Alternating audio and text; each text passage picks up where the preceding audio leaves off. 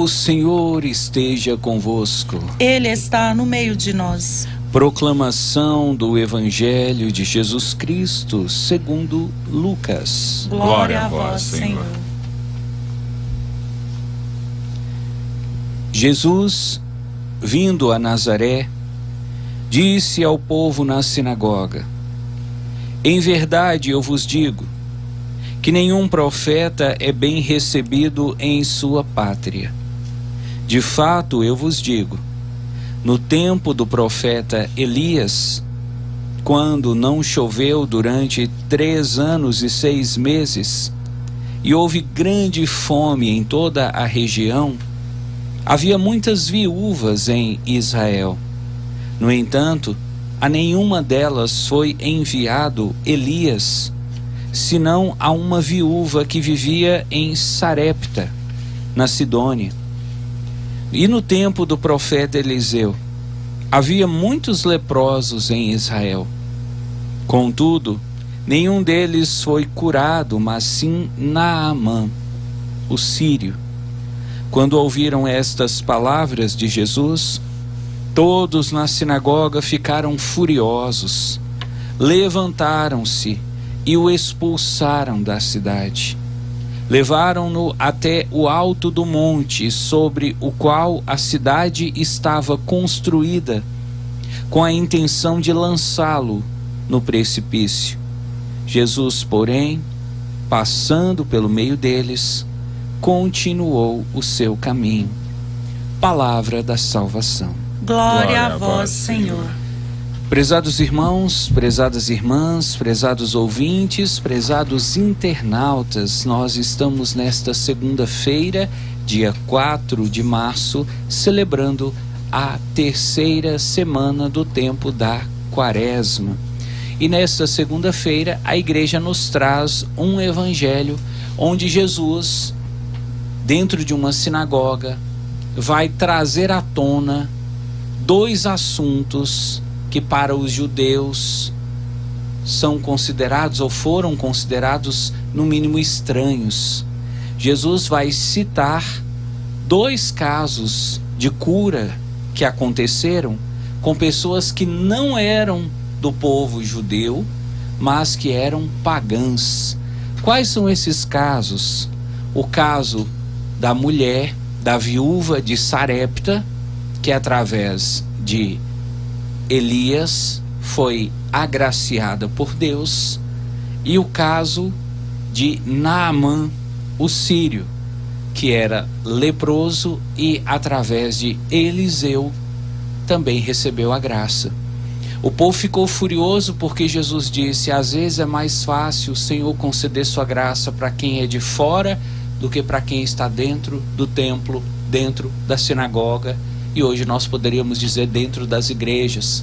Muitas vezes nós estamos dentro da igreja, muitas vezes nós estamos na casa de Deus, nós estamos fazendo o serviço de Deus, mas o nosso coração está longe dele. E às vezes aquelas pessoas que nem vão à igreja, talvez aquelas pessoas que nem batizadas são, demonstram ter uma fé maior do que a nossa.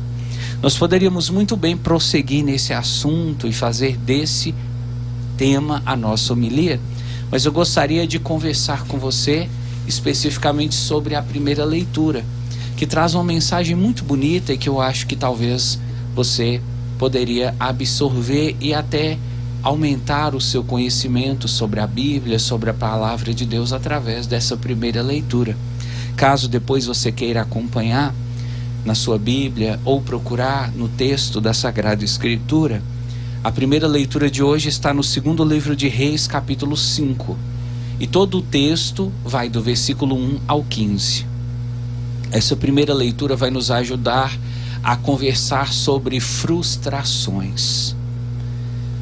A frustração é um sentimento que todos nós já passamos, e quem ainda não passou vai passar. A frustração é algo que nos acompanha. E parece que quanto mais tempo de vida você tem, maior o número de frustrações que você passa. De maneira que nós poderíamos dizer, talvez as crianças poucas ou nenhuma frustração têm. Mas já os idosos carregam e guardam um grande número de frustrações. Por que nós ficamos tão frustrados? Eu não sei se você percebe, nós estamos vivendo um tempo onde as pessoas parecem andar mais frustradas do que em qualquer outro tempo. Eu me lembro quando eu era mais novo, adolescente, as pessoas muitas vezes não tinham dinheiro, não tinham bens materiais, às vezes não tinham o conforto que tem hoje, e elas eram mais felizes.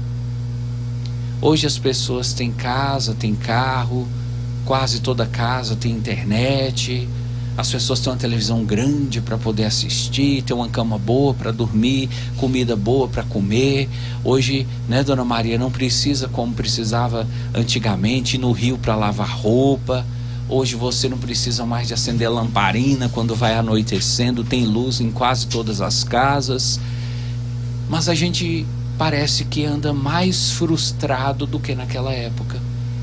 Naquela época, quando a vida era mais simples, naquela época, quando a gente não tinha tanto dinheiro, quando às vezes dormia numa cama. Dona Maria conta isso, quando ela era criança, que ela dormia numa cama feita de capim, colocava capim, fazia colchão de capim, porque não tinha dinheiro para comprar colchão. Dona Maria conta que quando ela era criança, que ela ia para a escola, às vezes com a sandalinha das irmãs que eram mais velhas, porque não tinha dinheiro para comprar a sandalinha dela. Dona Maria conta que até a roupinha que ela usava para ir para a escola, às vezes era emprestada. Dona Maria conta que ela não tinha caderno, ela escrevia em papel de pão. Mas era um tempo onde as pessoas pareciam ser mais felizes. O que aconteceu conosco que hoje aumentou a nossa, poderíamos assim dizer, o nosso conforto, aumentou a qualidade da nossa comida, a qualidade da nossa higiene, mas não aumentou a qualidade da nossa satisfação? Por que andamos tão frustrados? Por que você, meu irmão, por que você, minha irmã, anda tão frustrado? Se você for sair perguntando, você vai ver que muitas pessoas que têm depressão tiveram essa depressão exatamente por causa de uma frustração. Mas de onde vem a frustração? A frustração vem exatamente de uma expectativa que nós criamos. E por que é que nós ficamos frustrados? Porque nós criamos expectativas a respeito das pessoas, a respeito das coisas, a respeito dos acontecimentos. E aí a gente imagina que vai ser de um jeito, e quando não acontece do jeito que a gente imaginou, a gente não aceita. A gente fica triste, a gente fica indignado, a gente fica revoltado, e algumas pessoas partem até para coisas talvez até fora do limite. Algumas pessoas tiram sua própria vida, algumas pessoas querem matar os outros, e assim nós vamos destruindo o mundo à nossa volta, porque nós não conseguimos lidar com a nossa frustração. E quando essa frustração diz respeito a Deus, quantas pessoas frustradas com Deus, quantas pessoas frustradas com o Padre. Eu sei que tem muitos evangélicos que assistem, então aqui eu posso também dizer quantas pessoas frustradas com pastores, com missionários, com apóstolos, quantas pessoas frustradas com irmãos da igreja, e talvez frustradas com Deus mesmo. Esperavam que Deus fosse fazer e Deus não fez, esperavam que fosse de um jeito e foi de outro, esperavam que iriam passar na prova e não passaram, esperaram que o exame não ia dar nada e deu, esperava que ia constar que estava grávida e não estava, e aí vem a frustração. O que fazer com a frustração? Esse texto vai nos ajudar a responder. Espero que o nosso tempo seja suficiente, porque o tempo aqui, né, Dona Maria, ele não passa não, ele voa. Mas vamos lá. O texto fala de um homem que era chamado Naamã. Naamã, ele era general do exército, então você veja, era um comandante, era um chefe, ele tinha autoridade sobre os soldados, ele era uma pessoa de credibilidade, de responsabilidade diante do rei da Síria. Então ele era o general do exército do rei da Síria. Lembrando, naquela época, a Síria era o país mais poderoso do mundo.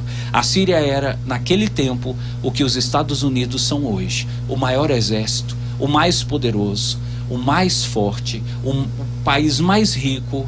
E Naamã era o general desse exército. Consegue entender a importância desse homem? Consegue entender a posição que ele ocupava? Quem era ele? Como ele era conhecido, famoso e respeitado? Pois é, Naamã apareceu com uma doença incurável chamada lepra. E se você conhece pelo menos um pouquinho da Bíblia, você deve estar sabendo que quem tinha lepra não podia andar no meio dos outros. Quem tinha lepra era excluído da comunidade. Quem tinha lepra tinha que viver como um foragido, um forasteiro. E Naamã, por ter tanto dinheiro, por ser uma pessoa tão famosa, por ser uma autoridade tão conhecida, começou a sentir muita vergonha e se esconder dentro de casa.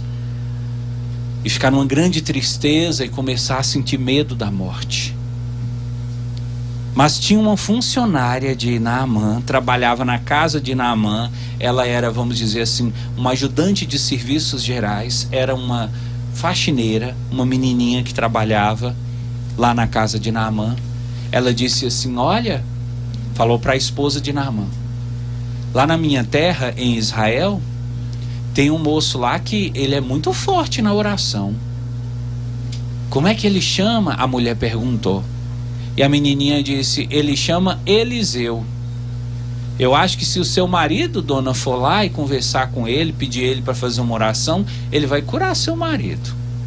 Naamã empolgou, porque naquela época a lepra não tinha cura.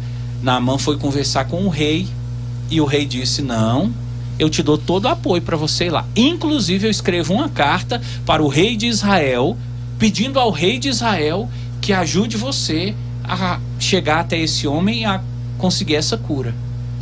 E Naamã saiu com um monte de presentes. Naamã saiu com ouro e com prata, com roupas, tecidos nobres, e saiu com essa carta que o rei da Síria escreveu. E foi parar lá em Israel, foi parar lá no palácio do rei de Israel. E o rei disse, mas como que o rei da Síria mandou você com essa carta? O que o rei está querendo? Será que ele está querendo me colocar em dificuldade? Porque eu não tenho o poder de curar. Como que ele manda um leproso aqui para mim, se eu não sei fazer, se eu não sei curar, se eu não sou Deus? E aí diz a Bíblia que o rei de Israel rasgou as vestes. Ele ficou tão desesperado que ele rasgou as roupas e ficou muito sentido por isso. Eu acho que esse rei da Síria está querendo caçar confusão comigo. E aí Eliseu ficou sabendo e mandou dizer, fala lá para o rei de Israel, que ele não precisava ter rasgado a roupa, não. Fala lá para o rei de Israel para mandar esse homem vir aqui em casa, e esse homem vai saber que aqui em Israel tem um Deus de verdade. Lá vai Naamã e sua comitiva, com seus camelos e dromedários, com seus funcionários e serviçais, com seus presentes, suas sacolas, suas bagagens cheias de coisas para oferecer para Eliseu. Chega na porta da casa de Eliseu, bate na porta e Eliseu não vai abrir. Manda um mensageiro, manda um funcionário, manda um serviçal dele dizer, olha, Eliseu mandou pedir para o senhor, moço, ir lá no Rio Jordão, entrar na água 7 vezes, e quando você sair da água a 7ª vez, você vai estar curado. Vai lá. Foi isso que ele mandou falar. E Naamã disse, não, mas eu quero conversar com ele, ué. Eu quero que ele venha aqui fora fazer uma oração em mim. Não, ele não vai fazer oração, não. Ele mandou falar que é para você ir lá para o rio. Vai lá tomar banho 7 vezes. Aí Naamã experimentou a frustração da qual nós falamos.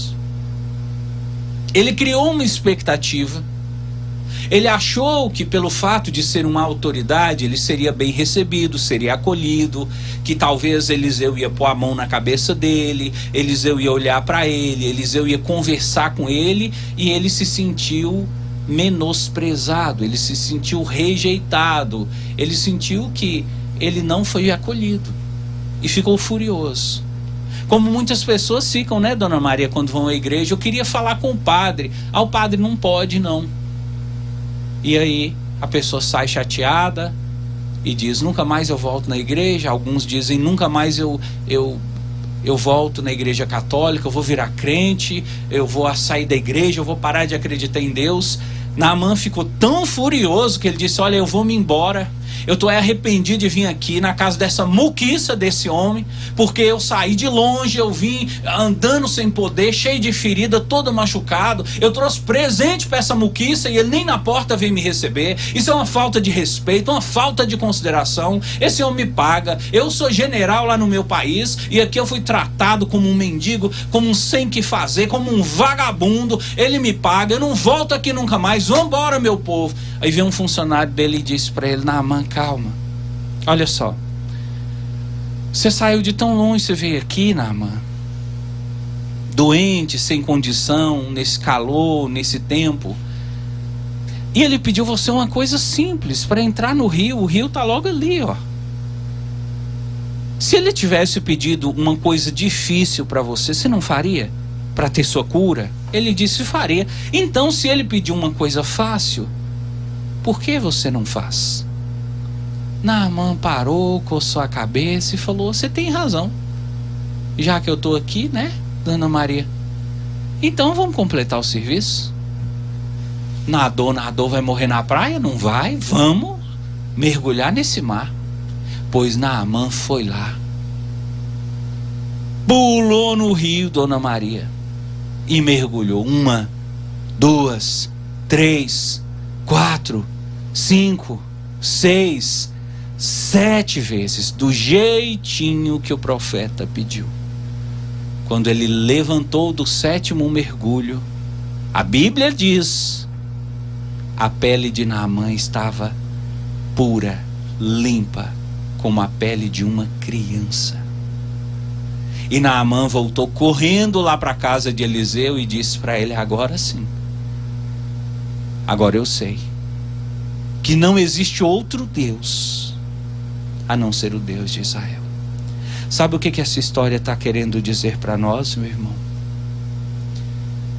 Que quando você começa a querer colocar condições para Deus agir na sua vida, quando você se enche de expectativas a respeito do agir de Deus, a sua chance de se frustrar é grande. Mas quando você tem paciência, quando você tem humildade e, acima de tudo, quando você tem obediência, a obra de Deus se realiza e você não se frustra. Pelo contrário, você confirma, assim como Naamã, que o nosso Deus é o Deus que cura, que salva e que liberta. Eu não sei qual foi a expectativa que você criou a respeito de Deus, mas hoje eu queria pedir você que deixasse suas expectativas de lado e que pudesse tentar desenvolver no seu coração essas 3 virtudes: a virtude da humildade, a virtude da obediência e a virtude da paciência. Que você tenha paciência de esperar, que você tenha humildade de esperar e que você obedeça, porque até hoje não houve uma só pessoa no mundo inteiro que colocasse toda a sua fé no Senhor Deus e que voltasse para casa desapontado. Acredita nele, meu irmão. Tenha fé, minha irmã. Tenha paciência, meu irmão. Seja obediente, minha irmã. Acredite, assim como Naamã, a sua hora vai chegar.